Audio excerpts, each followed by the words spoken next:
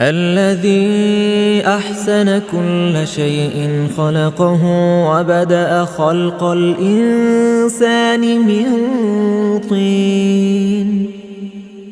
താൻ സൃഷ്ടിച്ച എല്ലാ വസ്തുക്കളെയും വിശിഷ്ടമാക്കിയവനത്രേ അവൻ. മനുഷ്യന്റെ സൃഷ്ടി കളിമണ്ണിൽ നിന്ന് അവൻ ആരംഭിച്ചു.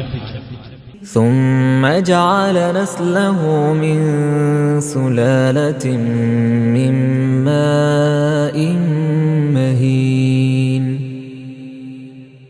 പിന്നെ അവന്റെ സന്തതിയെ നിസ്സാരമായ ഒരു വെള്ളത്തിന്റെ സത്തിൽ നിന്ന് അവൻ ഉണ്ടാക്കി.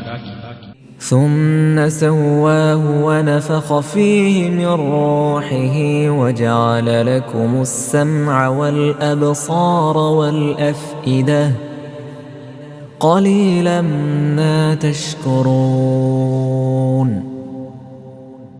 പിന്നെ അവനെ ശരിയായ രൂപത്തിലാക്കുകയും തന്റെ വകയായുള്ള ആത്മാവ് അവനിൽ ഊതുകയും ചെയ്തു.